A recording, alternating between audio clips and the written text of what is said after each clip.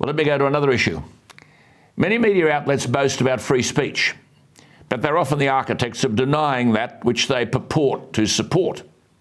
I well recall a major media entity in this country, to be specific, on the 11th of October 2021, issuing a 16-page special, and it was called Mission Zero, telling all of us why we need to get to net zero by 2050 and what we need to do to get there.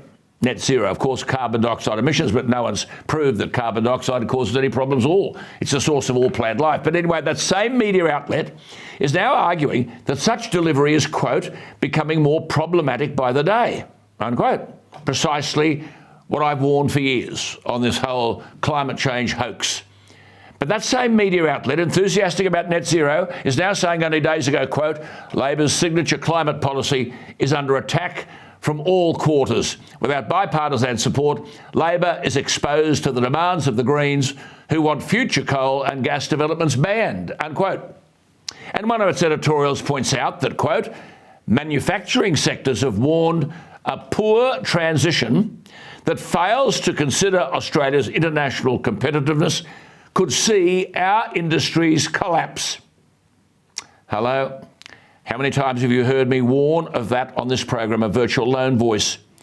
The Mission Zero is looking every day more like a mission to disaster. Indeed, 4 days ago, an editorial in the same media outlet warned, quote, already there are first signs of a capital strike as big business wakes to the reality of government intervention in energy markets, unquote. I said this long ago.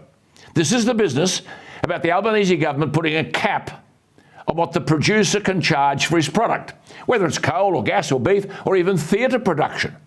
The producer investor will obviously take his money somewhere else.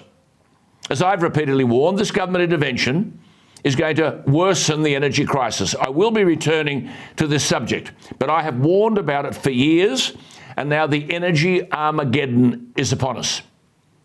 Consider this. Why is Anthony Albanese Prime Minister? Not because he beat Scott Morrison. He's Prime Minister because Bill Shorten isn't. Why isn't Bill Shorten Prime Minister?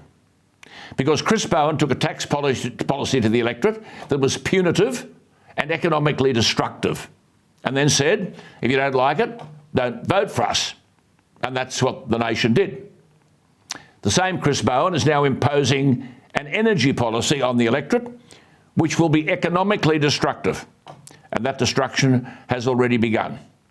And unless Anthony Albanese sees the folly of all of this, he'll go the way of Bill Shorten. Now remember, I want your thoughts, or indeed your questions, and I'll answer them. What do you think? Give us a call, Alan Jones at adh.tv.